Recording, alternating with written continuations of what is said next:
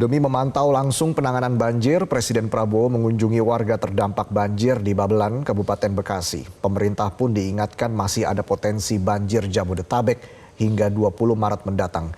Lalu bagaimana kesiapan pemerintah? Kita akan membahasnya bersama Kepala Pusat Data Informasi dan Komunikasi Kebencanaan BNPB, Abdul Muhari, serta pengamat tata kota Nirwono Joga. Selamat sore Pak Joga, selamat sore Pak Abdul. Selamat sore. Selamat sore Pak Abdul. Selamat sore semuanya. Baik, Pak Yoga. saya langsung ke Pak Abdul. Banjir di Bekasi ini kan ternyata belum sepenuhnya surut ya. Salah satunya kemarin Presiden Prabowo mengunjungi wilayah Babelan, Kabupaten Bekasi, bahkan hingga berbuka puasa di sana.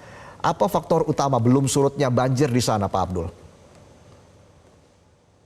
Ya, ada beberapa tempat yang memang di Kabupaten Bekasi belum surut karena kalau dari sisi cakupan wilayah terdampak banjir, Kabupaten Bekasi memang cakupan daerah terdampak banjirnya dibanding kabupaten kota lain di Jabodetabek itu paling luas, Mas Reza.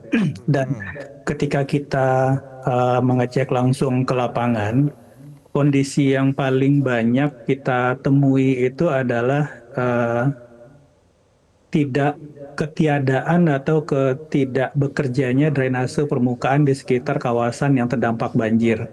Ada satu tempat di Tambun Utara yang juga dikunjungi oleh Kepala BNPB beberapa waktu yang lalu, kemarin juga masih kita lakukan penanganan.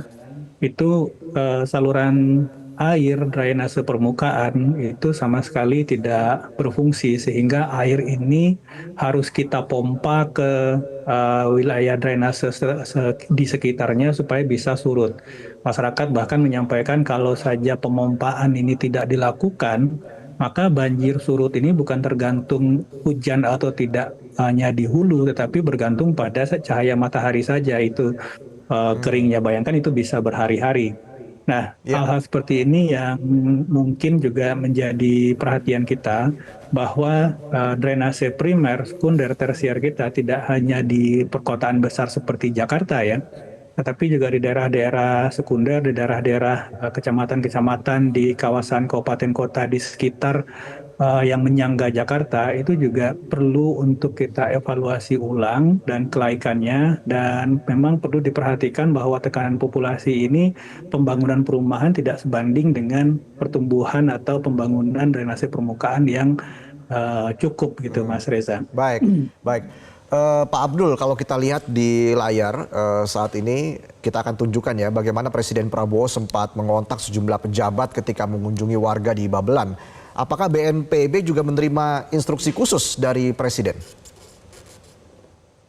Dari awal kejadian banjir di Jabodetabek ini, sejak longsor di Kabupaten Bogor tanggal 4, itu Bapak Presiden sudah langsung memerintahkan Kepala BNPB untuk melakukan langkah-langkah percepatan penanganan banjir Jabodetabek ini. Pada saat itu, eskalasi dari wilayah-wilayah yang terdampak banjir itu belum seperti saat ini.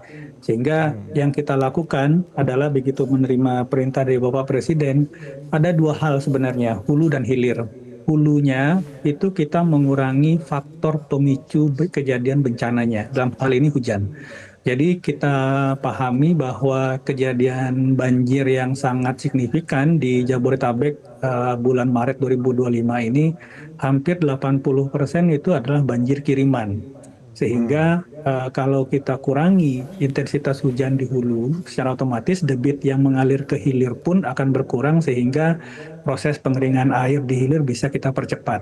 Itu yang pertama di hulu. Kemudian di hilirnya, karena ini sudah masuk fase tanggap darurat, tentu saja yang kita perhatikan adalah upaya-upaya pencarian korban, pemenuhan kebutuhan logistik masyarakat terdampak, dan ketika air bisa kita kurangi, kita upayakan bagaimana masyarakat bisa secepat mungkin kembali ke rumahnya dengan membantu upaya-upaya pembersihan lumpur. Itu kita 3 hari berturut-turut di perumahan Pondok Gede Permai itu ketebalan lumpurnya bahkan sampai 40 cm. Ini kita percepat upaya pembersihannya sehingga masyarakat bisa kembali ke rumah, listrik bisa kembali diaktifkan sehingga aktivitas ekonomi bisa berjalan.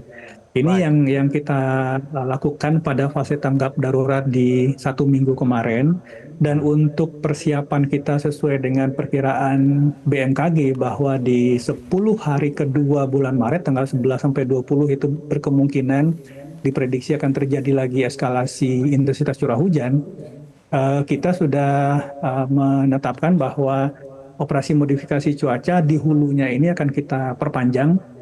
Jadi sebenarnya itu berhenti di tanggal 8, kita extend 9, 10, bahkan mungkin berlanjut sampai tanggal 20. Cakupan dari wilayah operasi kita pun akan kita perluas, tidak hanya di daerah hulu, sungai-sungai yang bermuara ke utara Pulau Jawa, tetapi juga sungai-sungai yang nantinya bermuara ke bagian selatan seperti Sukabumi, Pelabuhan Ratu, Ciamis, Garut, dan seterusnya. Ini akan kita kerjakan. Di sisi hilirnya juga pemerintah daerah kita perkuat. Kita sangat berharap kepada pimpinan-pimpinan daerah yang baru terpilih ini bahwa ini adalah gambaran nyata dari kondisi daerah masing-masing sehingga pada awal kepemimpinan ini, fase waktu kepemimpinan ini bisa kita siapkan sampai 5 tahun ke depan apa yang kita bisa lakukan sehingga nanti 2-3 tahun ke depan ini tidak terulang lagi, Mas Reza. Oke, sampai 5 tahun ke depan ya Pak Abdul. Kalau begitu saya langsung ke Mas Yoga. Mas Yoga, ini soal tata ruang kan menjadi hal yang paling mendasar. Terbaru Gubernur Jawa Barat, Kang Deddy Mulyadi begitu ya, membongkar sejumlah bangunan di Puncak Bogor. Selama ini apa yang perlu dievaluasi, khususnya evaluasi jangka pendek? Ya, kalau kita bicara jangka pendek, maka kita bisa membagi menjadi 3 ya. Yang pertama tentu evaluasi tata ruang ini penting sekali untuk memastikan daerah-daerah mana saja yang terdampak kemarin, yang berkurang kapasitas daya serapnya, terutama daerah Puncak Bogor ya terutama. Ini yang penting untuk kita lakukan penertiban justru setelah pasca banjir tadi dilakukan secara massal. Tidak hanya di tempat tujuan wisata aja, Mas Reza, tapi kawasan villa, hotel, dan kawasan bangunan lainnya yang melanggar tata ruang tentu perlu dilakukan penertiban. Ini PR pertamanya ya. Kemudian yang kedua, kalau tadi sudah disinggung oleh Pak Abdul, PR keduanya itu justru kita mengidentifikasi ya, terutama memastikan banjir kiriman yang akan terdampak di pemukiman-pemukiman yang menjadi langganan banjir. Sehingga kita punya PR besar pasca banjir tadi selesai, kemudian pasca puncak hujan selesai, maka perlu dilakukan penataan ulang tata ruang seluruh pemukiman yang ada di bantaran kali. Ini untuk mengantisipasi banjir kiriman. Nah, ketiga yang tidak kalah penting, mumpung kepala daerahnya baru, maka sedang menyusun RPJMD ya dalam waktu 5-6 bulan ke depan. Kita berharap di dalam RPJMD nanti berikut juga maaf dengan APBD-nya itu memastikan ada anggaran selama 5 tahun untuk mitigasi bencana banjir. Karena tanpa ada anggaran yang memadai tentu akan berat bagi daerah untuk melakukan mitigasi bencana banjir. Nah, sebagai tambahan nih Mas Reza, kalau tadi kita bicara banjir kiriman, maka ada 2 yang harus diantisipasi, yaitu banjir lokal dan banjir rob ya, yang juga bisa terjadi tanggal 11 sampai 20 yang menjadi perhatian dari setiap pemerintah daerah. Kira-kira itu. Oke, nah kita juga lihat ya bagaimana Kang Deddy Mulyadi sampai nyebur ke sungai penuh sampah di Sukabumi sambil mengajak pejabat lain nyemplung begitu. Mas Yoga, selama ini apa yang tidak sinkron antara pemerintah pusat dan daerah? Ya, seperti kita ketahui, peran utama itu antara pusat, pemerintah provinsi dan pemerintah daerah dengan otonomi daerah ya. Maaf, yaitu koordinasi tentang tata ruang ya. Tata ruang mulai dari tingkat puncak, artinya dari tingkat Kabupaten Bogor, Depok, Bekasi, dan sekitarnya.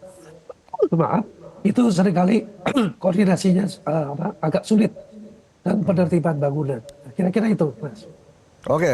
Saya langsung ke Pak Abdul lagi. Pak Abdul, untuk modifikasi cuaca yang telah dilakukan pada tanggal 4 hingga 8 Maret kemarin, apa catatan dari BNPB? Apakah operasi modifikasi cuaca ini sudah mencakup semua target wilayah? Pada dasarian pertama bulan Maret, 10 hari pertama dari yang kita lakukan 4 sampai 8 Maret, memang target utama kita adalah pengurangan intensitas hujan di daerah hulu sungai-sungai yang bermuara ke utara ya. Dan ini evaluasi kita ini bisa mengurangi 60-80% intensitas hujan yang diperkirakan sebelumnya kalau tidak ada OMC itu akan terjadi. Nah, signifikansinya di daerah hilir, satu hari OMC kita lakukan, itu daerah Bekasi, khususnya Pondok Gede Permai, daerah perumahan yang sebelumnya terdampak banjir dengan kedalaman hingga 3,5 meter, sangat banyak masyarakat itu terjebak di rumah masing-masing, itu bisa kering. Dan secara signifikan kita bisa melakukan percepatan pembersihan daerah-daerah yang terdampak banjir. Karena ini perumahan ini bisa langsung mengalir pada sungai Kali Bekasi yang ada di sampingnya. Karena faktor banjirnya luapan Kali Bekasi debitnya menurun, begitu debit Kali Bekasi menurun, drainase dari perumahan masyarakat bisa keluar sehingga air bisa turun. Nah, ini berbeda dengan yang tadi kita diskusikan di Kabupaten Bekasi. Rata-rata rumah masyarakat di kawasan cekungan, drainasi tidak berfungsi, kemudian proses pengeringan harus dengan pemompaan. Tetapi 2 hari yang lalu, Mas Reza, kita sudah melakukan rakor dengan 2 Menko Infrastruktur dan Prasarana Wilayah, Bapak AHY, dan Menko PMK, Bapak Pratikno. Ini sebenarnya menggambarkan bahwa evaluasi yang akan kita lakukan, pertama di bawah koordinator Menko Infrastruktur dan Prasarana Pemukiman. Ini ada ATR BPN di situ, ada Perhubungan, ada Menteri PU, dan seterusnya. Artinya, kita akan melakukan evaluasi menyeluruh terhadap infrastruktur keairan yang ada di Jabodetabek, termasuk tadi yang disinggung Pak Yoga terkait dengan tata ruang dan tata guna lahan. Karena ini memang sifatnya harus dievaluasi secara lintas administrasi, tidak bisa di tiap kabupaten. Kita harus berbicara lingkup kawasan, lingkup das, sehingga pembahasannya kita upscale ke tingkat Menko. Nah, ini di sisi hulurnya. Di sisi hilirnya di masyarakat, kementerian-kementerian dan lembaga yang berada di bawah koordinator Menko PMK, ada Menteri Sosial, Menteri Kesehatan, BNPB, dan seterusnya. Itu kita akan berusaha memperkuat bagaimana kapasitas masyarakat bisa lebih siap menghadapi bencana. Termasuk hal-hal kecil sebenarnya bagaimana masyarakat mengikuti arahan misalkan Babinsa, Babin Kaptibmas yang ketika sudah mengusulkan atau menghimbau untuk evakuasi, maka masyarakat bisa segera evakuasi. Jadi harapan kita, semoga penanganannya bisa dilakukan dengan semaksimal mungkin ya, Pak Abdul, ke depan. Terakhir ke Mas Yoga.